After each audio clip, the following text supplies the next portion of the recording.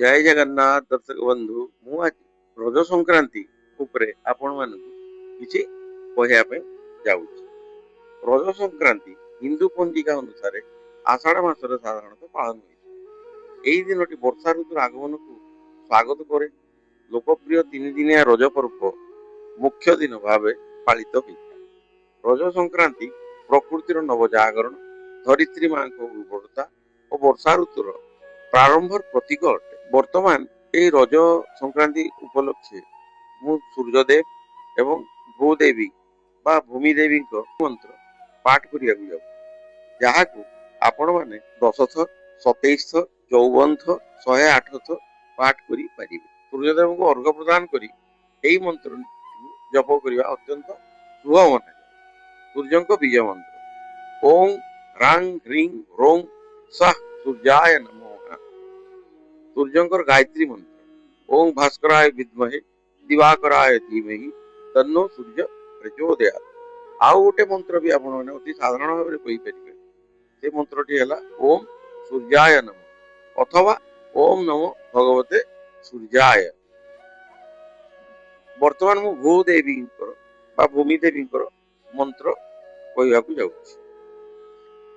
भूमि देवी को उद्देश्य रे एही मंत्रटी को जप कले सुख, समृद्धि एवं प्रकृतिर सुआशीर्वाद प्राप्त होता है। भूमि देवी गायत्री मंत्र ओं वसुंधराय विद्महे भूधात्रे धीमहि तन्नो भूमि प्रचोदयात्। अर्थ यार आमे समस्त जीव जगत रे पालनकारी भूमि देवी अथवा धरित्री माता को ध्यान करियो। से हमको स्थिरता, सुख, शांति, समृद्धि प्रदान करते। भूदेवी क्षमा प्रार्थना मंत्र सकाळे आपण प्रतिदिन शଯ୍ୟା त्याग करी भूमि रे पाद स्पर्श करिया पूर्व एहाको पाठ करि परिबे। मंत्रटी हला समुद्र वसने देवी पर्वस्तन मंडिते विष्णु पत्नी नमस्तुभ्यं पाद स्पर्शं क्षमस्व।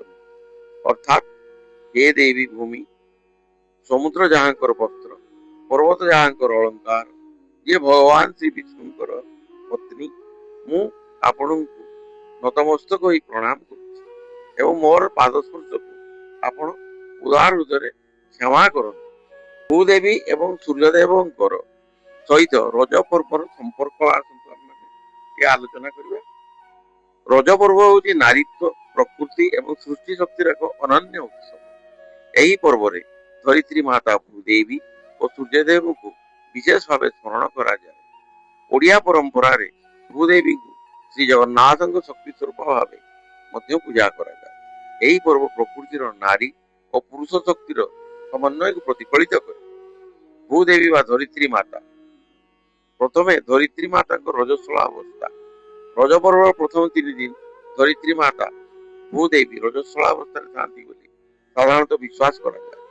यह तांकर उर्वरता, सृष्टि शक्ति एवं जीवनदायिनी सामर्थ्य प्रतीक अटे। यही कारण चाष, हल, पोड़ी धरी खोलिबा, हल लंगल करिबा भली समस्त कृषि कार्य को बंद रखा जाए, जद्वारा धरित्री माता विश्राम नवार पारन। बसुमती स्नान चतुर्थ दिन बसुमती स्नान पालन करा जाए। यही दिन एक शिलपुआ भूदेवी प्रतीक भाव हलदी, सिंदूर, फूल, चंदन, धूप, दीप देई पवित्र जल स्नान करा जाए एवं तत्परे पूजा अर्चना करा जाए। ऋतुकाल शेष होगा परे धरित्री माता पुनर्जीवन और पवित्रतार प्रतीक होउछि एही आचार। सूर्यदेव मिथुन संक्रांति एवं ऋतु परिवर्तन रज पर्व समय सूर्यदेव मिथुन राशि को प्रवेश करती, जहाँ को मिथुन संक्रांति कहा जाए। यह ग्रीष्म वर्षा ऋतु को जीवाकू एक गुरुत्वपूर्ण समय अटे। सूर्यंकर ताप एवं परवर्ती वर्षा मिसी धरित्री माता को उर्वर कर सूर्यदेव समस्त ऋतुचक्र चालक शक्ति भाव देखा जाए। तांकर आलोक और उष्णता बिना पृथ्वी रे जीवन रक्षा संभव नुह। तेणु रज पर्व भूदेवी को उर्वरता और सूर्यदेव जीवनदायिनी शक्तिर एक सुंदर समन्वय को उत्थापन करे। रज पर्व आमको शिखाए जे प्रकृति, नारी शक्ति बा भूदेवी एवं पुरुष शक्ति सूर्यदेव मिलन ही सृष्टि, उर्वरता और जीवन अविरत धारा प्रवाहित मंत्र भी ବର୍ତ୍ତମାନ ଯୋଉ ମୁଁ ଆପଣଙ୍କୁ ପୂର୍ବରୁ ଏଇ ମନ୍ତ୍ର ଭୂ ଦେବୀ ବା ଧରିତ୍ରୀ ମାତା ଏବଂ ସୂର୍ଯ୍ୟଦେବଙ୍କର ମନ୍ତ୍ର କହିଥିଲି, ସେ ମନ୍ତ୍ରର ବିଧି ଏବଂ ଫଳ କଣ? ପ୍ରଭାତ ସମୟରେ ସ୍ନାନ କରି ପବିତ୍ର ମନରେ ମନ୍ତ୍ର ଜପ କରନ୍ତୁ। ପୂର୍ବ କିମ୍ବା ଉତ୍ତର ଦିଗକୁ ମୁହଁ ଜପ କରି ବସନ୍ତୁ। ସୂର୍ଯ୍ୟଦେବଙ୍କୁ ଜଳ ଅର୍ପଣ କରି ମନ୍ତ୍ର ଜପ କରିବା ଅଧିକ ଫଳଦାୟକ ଅଟେ। ପୂର୍ବ କିମ୍ବା ଉତ୍ତର ଦିଗକୁ ମୁହଁ କରି ବସି ଜପ କରନ୍ତୁ।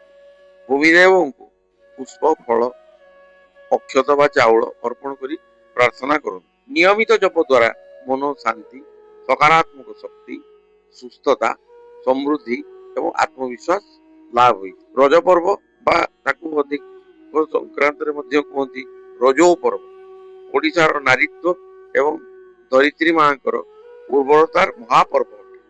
ରଜ ପର୍ବ ବା ରଜୋ ପର୍ବ ହେଉଛି ଓଡ଼ିଶାର ଏକ ରଙ୍ଗୀନ ଓ ପାରମ୍ପରିକ ତିନିଦିନିଆ କୃଷିଭିତ୍ତିକ ପର୍ବ, ଯାହା ସାଧାରଣତଃ ଜୁନ ମାସ 14 ତାରିଖରୁ 16 ତାରିଖ ପର୍ଯ୍ୟନ୍ତ ପାଳନ ହୋଇଥାଏ। ଏହି ପର୍ବ ନାରୀତ୍ୱ, ମାତୃଶକ୍ତି, ଧରିତ୍ରୀ ମାତାଙ୍କ ଉର୍ବରତାକୁ ସମ୍ମାନ ଜଣାଏ। ବିଶ୍ୱାସ କରାଯାଏ ଏହି ସମୟରେ ପୃଥିବୀ ଋତୁମତୀ ହେଉଥିବାରୁ କୃଷି କାର୍ଯ୍ୟ ଏବଂ ମାଟି ଖୋଳାଖୋଳି କରିବା ପରି କାର୍ଯ୍ୟ ବନ୍ଦ ରଖାଯାଏ। ରଜ ପର୍ବ ଓଡ଼ିଶାର ସବୁଠାରୁ ଲୋକପ୍ରିୟ ଓ ଆନନ୍ଦମୟ ପର୍ବମାନଙ୍କ ମଧ୍ୟରୁ ଅନ୍ୟତମ। ଏହା ନାରୀ ସମ୍ମାନ, ପ୍ରକୃତି ପ୍ରତି କୃତଜ୍ଞତା ଏବଂ ଜୀବନର ନବସୃଷ୍ଟିର ପ୍ରତୀକ ଅଟେ। ରଜ ପର୍ବର ମୁଖ୍ୟ ବିଶେଷତା କଣ? ଆସନ୍ତୁ ଆମେ ଜାଣିବା। ଏହାର ଗୁରୁତ୍ୱ। ରଜ ଶବ୍ଦଟି ରଜସ୍ୱଳାରୁ ଆସିଛି, ଯାହାର ଅର୍ଥ ହେଉଛି ଋତୁମତୀ ନାରୀ। ଏହି ପର୍ବ ଧରିତ୍ରୀ ମାଙ୍କ ଉର୍ବରତାକୁ ସମ୍ମାନ ଜଣାଏ। ରଜ ସମୟରେ ମହିଳାମାନେ ନୂଆ ବସ୍ତ୍ର ପିନ୍ଧିବା, ଆନନ୍ଦ କରିବା, ବିଶ୍ରାମ କରିବା ସୁଯୋଗ ମିଳେ। ରଜ 4 ଦିନ। ପହିଲି ରଜ ପର୍ବର ଆରମ୍ଭ ଦିନକୁ ସାଧାରଣତଃ ପହିଲି ରଜ କୁହାଯାଏ। ଘରେ ଘରେ ଏହା ପ୍ରସ୍ତୁତି ହୁଏ ଏବଂ ଉତ୍ସବର ମାହୋଲ ସୃଷ୍ଟି ହୁଏ। ରଜ ସଂକ୍ରାନ୍ତି ଦିନ ଏହା ମୁଖ୍ୟ ରଜ ଦିନ। ଏହି ଦିନକୁ ଧରିତ୍ରୀ ମାତାଙ୍କ ଋତୁକାଳର ପ୍ରଧାନ ଦିନ ଭାବେ ଗଣାଯାଏ। ବାସି ରଜ ଅର୍ଥାତ୍ ଶେଷ ରଜ। ରଜ ପର୍ବର ଶେଷ ଉତ୍ସବ ଅଟେ ଏହା, ଯେଉଁଥିରେ ଆନନ୍ଦ ଉଲ୍ଲାସ ଜାରି ରହେ। ବସୁମତୀ ସ୍ନାନ। ଚତୁର୍ଥ ଦିନରେ ଧରିତ୍ରୀ ମାତାଙ୍କୁ ପ୍ରତୀକାତ୍ମକ ଭାବେ ସ୍ନାନ କରାଯାଏ ଏବଂ ଏହି ଶିଳ କୁଆକୁ ଭୂଦେବୀଙ୍କ ପ୍ରତୀକ ଭାବେ ଧରି ହଳଦୀ ପାଣି, ସିନ୍ଦୁର, ଫୁଲ, ଚନ୍ଦନ ଆଦିରେ ପୂଜା କରାଯାଏ। ରଜ ପର୍ବର ପରମ୍ପରା ଏବଂ ଉତ୍ସବ। ରଜ ଦୋଳି। ଗଛରେ ଫୁଲରେ ସଜା ହୋଇଥିବା ଦୋଳିରେ ଝୁଲିବା ରଜର ମୁଖ୍ୟ ଆକର୍ଷଣ। ଝିଅ ଏବଂ ମହିଳାମାନେ ଏହି ଦୋଳି ଖେଳି ଅତ୍ୟନ୍ତ ଆନନ୍ଦ ଉପଭୋଗ କରନ୍ତି। ପାରମ୍ପରିକ ଖାଦ୍ୟ। ରଜ ସମୟରେ ପୋଡ ପିଠା, ଚକୁଳି ପିଠା, ମଣ୍ଡା ପିଠା ଭଳି ବିଭିନ୍ନ ପାରମ୍ପରିକ ପିଠା ମଧ୍ୟ ପ୍ରସ୍ତୁତ କରାଯାଏ। ବିଶେଷ କରି ପୋଡ ପିଠା ରଜର ପ୍ରତୀକ ଖାଦ୍ୟ ଭାବେ ପରିଚିତ ଅଟେ। ମନୋରଞ୍ଜନ। ମହିଳା ଓ ଯୁବତୀ ମାନେ ନୂଆ ବସ୍ତ୍ର ପିନ୍ଧି ପାଦରେ ଅଳତା ଲଗେଇ ଲୁଡୁ, ତାସ ଓ ଅନ୍ୟାନ୍ୟ ଖେଳ ଖେଳନ୍ତି ଏବଂ ସାଙ୍ଗସାଥୀ, ଆତ୍ମୀୟ ସ୍ୱଜନ ଘରକୁ ଯାଆନ୍ତି। ସାମାଜିକ ଉତ୍ସବ। ରଜ ଗୀତ, ଲୋକ ସଙ୍ଗୀତ, ନୃତ୍ୟ ଓ ସାଂସ୍କୃତିକ କାର୍ଯ୍ୟକ୍ରମରେ ପରିବେଶ ବେଶ ମୁଖରିତ ହୋଇ ରଜ ପର୍ବ 2026 ମସିହାରେ ପହିଲି ରଜ ରବିବାର 14 ଜୁନରେ ପାଳନ କରାଯିବ। ରଜ ପର୍ବ 14 ଜୁନରୁ 16 ଜୁନ ପର୍ଯ୍ୟନ୍ତ ଚାଲିବ।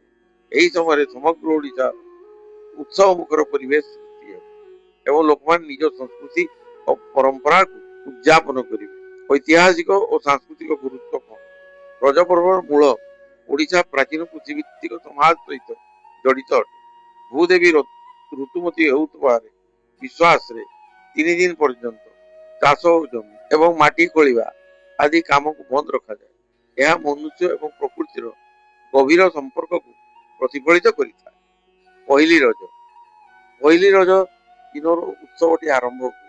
ମହିଳା ଓ ଝିଅମାନେ ନୂଆ ପୋଷାକ ପିନ୍ଧି ପାଦରେ ଅଳତା ଲଗେଇ ଦୋଳି ଖେଳନ୍ତି। ଘରେ ଘରେ ପୋଡ ପିଠା ଓ ଅନ୍ୟାନ୍ୟ ସୁସ୍ୱାଦୁ ପିଠା ପ୍ରସ୍ତୁତ ହୁଏ।